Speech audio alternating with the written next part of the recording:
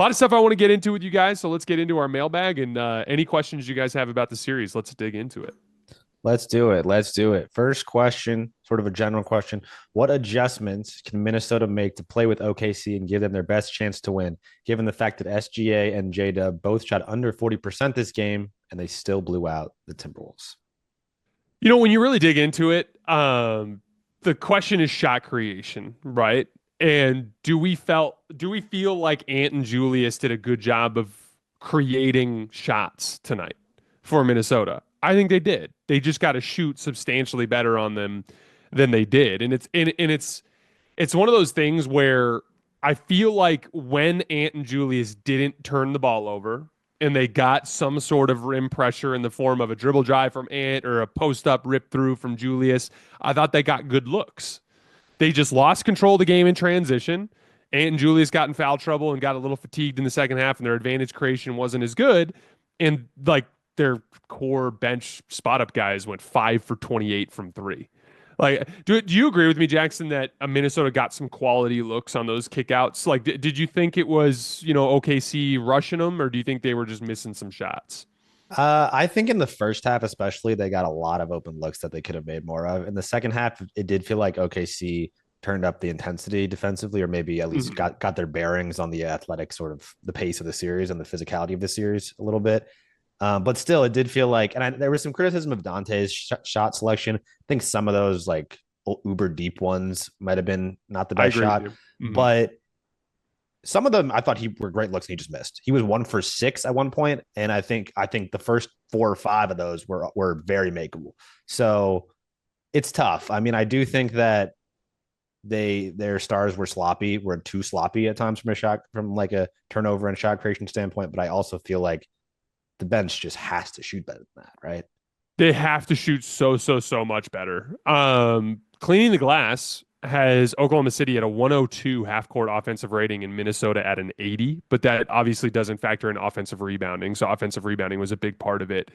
Um, in transition, OKC a 140 offensive rating, and I don't think cleaning the glass has Minnesota logged for 0 transition points. I'll have to see how that shows up on synergy.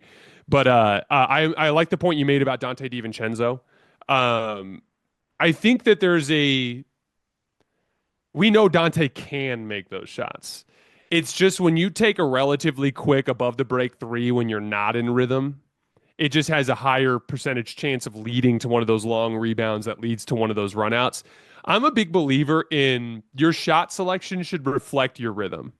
So Mm. like if you're out of rhythm, meaning like you've been missing, the answer is to hunt easy opportunities. Run your lane in transition, see if you can't get a layup or a wide open three. Crash the offensive glass, see if you can't get an offensive rebound, put back, or draw a foul, get yourself to the foul line.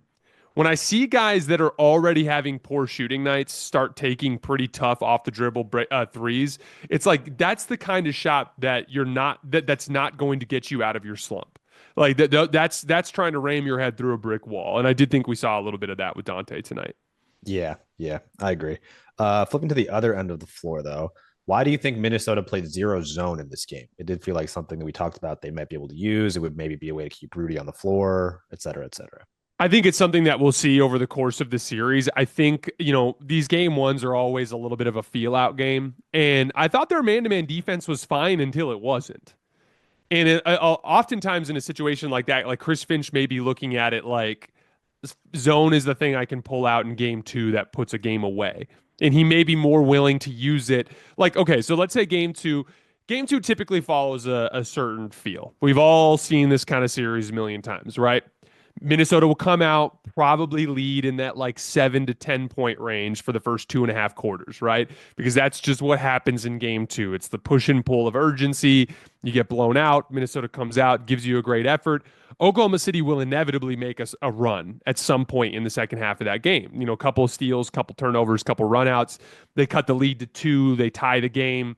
That's where you can throw a card like that and stall out OKC's offense and potentially steal a win. I think Minnesota's base man-to-man look can work in this matchup, and I think Chris Finch just made a judgment call in this game that it wasn't worth pulling that card. They lost by 26. It may be a totally different vibe in game two. In terms of Julius Randle, he had 20 first half points. Obviously, some of that was just, catch and shooting, hitting some tough catch and shoot threes. But Mhm. what was the difference in that you saw from the way that he was attacking in the first half to the second half that felt like he struggled so much in the second half compared to his first half? As you mentioned, there was definitely an uptick in just the overall intensity.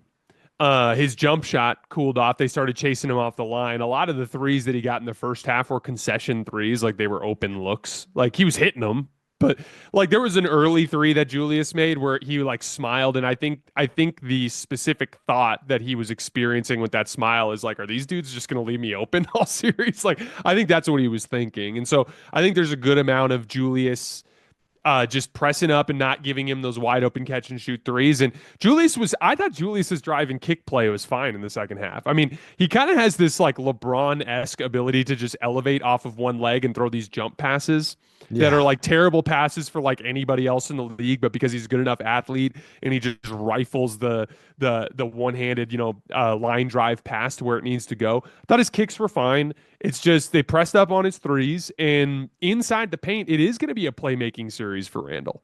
Like it's not like this is not Oklahoma City is overloading the ball.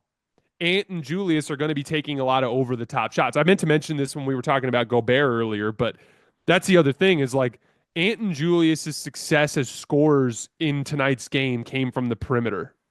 So from a certain point of view, Gobert's spacing concerns are less valuable again in the context of an over the top shooter than they are just like a downhill type of threat, right? Like it could be a death sentence if John Morant is your guard, but if it's Anthony Edwards, a guy who's an excellent 3-point shooter, it's not as big of a deal. And so that's why I think like it'll be something to experiment a little bit more with over the course of the series. But specifically with Julius, I thought he was fine with his driving kicks. It was just they pressed up on his threes. He had a few sloppy turnovers in the second half. That bully ball post up against Lou Dort, and then that little half court rip from J Dub where he just lost it out of bounds. But overall, I think he's got plenty of advantages. It's just going to be a playmaking series for him.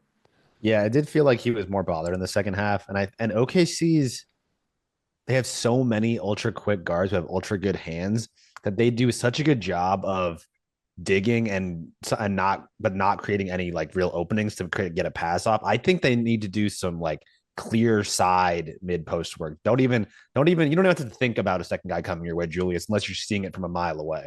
Because it did feel like there was quite a few times where they were stunting and they were maybe doubling for 1 second and getting back. There's a lot of like mental mind games I felt like they were playing with Julius in the second half because they have so much speed on the perimeter. This is a really good point. Like the post up that he had in the middle of the floor, you could tell he was Yeah. like uncomfortable as He's he like, was like looking where at someone's where got is to be coming, everyone? right? Somebody's got to be coming to know double, right? I know Dort's around here somewhere getting Right, ready to right. lunge. Yeah. And just clearing the side's a great way to simplify the reads. And most importantly, it doesn't matter as much when you're an over the top shooter. Like Julius wants to get to that little left shoulder fade. So you clear the left side of the floor so that he can spin over his left shoulder into the middle of the floor. And with Anthony Edwards, same sort of thing. And I actually think Ant has more post up ability in this series, especially against some of the smaller guards. Dort's probably the only guy I don't like him posting against. Also, really quickly, guys, these are just insane numbers coming out of this game. Minnesota generated 18 unguarded catch and shoot jump shots. Oklahoma City generated 11. So sticks to the thing we talked about earlier in terms of quality catch and shoots.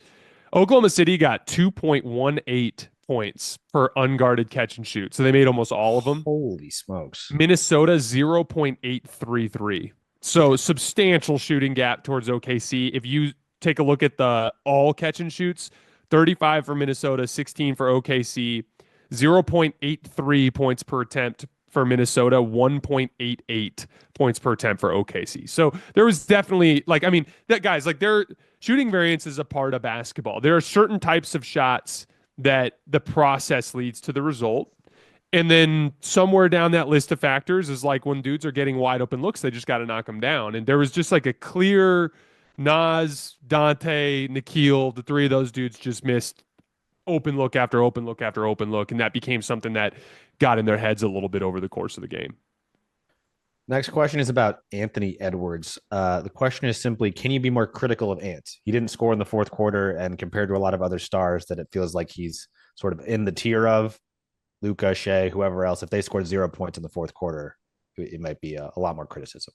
He was bad. He was bad down the stretch of this game. It was a foul trouble issue though. Like it's a little bit of a bummer that he picks up a lame ass ticky tack foul going down the left lane line. But the I'm more of like I'm looking at the big picture of the series. There's no doubt that down the stretch of this game, Shai was the better player. If Shai continues to outplay Ant over the course of the series, they're going to win.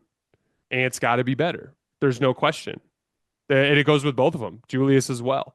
I thought J-Dub was better in the second half than either of Julius or Ant. But yeah, like we're gonna talk about that when we get to the series. Like this is game one, guys. Like I'm gonna bury guys at the end of the series. Like this is we're in round one here, guys. And everyone who was here when Ant got eliminated in Dallas, does anybody remember how I talked about Ant then?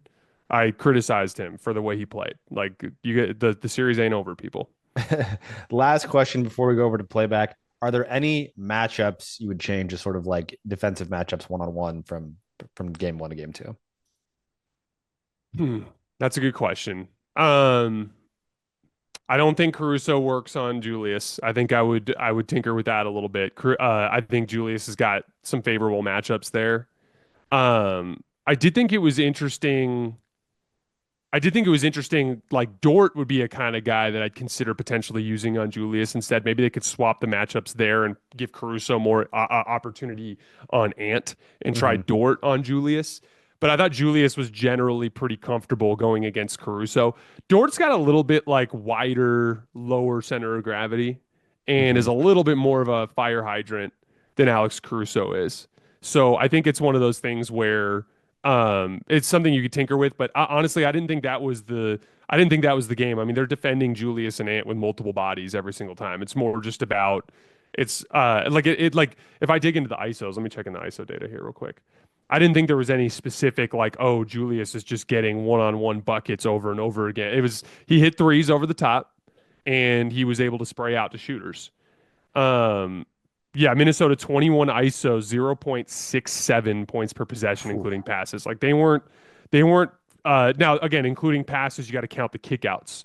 But it's one of those things where it wasn't like 13 post ups for Minnesota, 0.54 points per possession, including passes. So it wasn't like they were getting beat one on one. It was, it was the shot result at the end that was causing those numbers.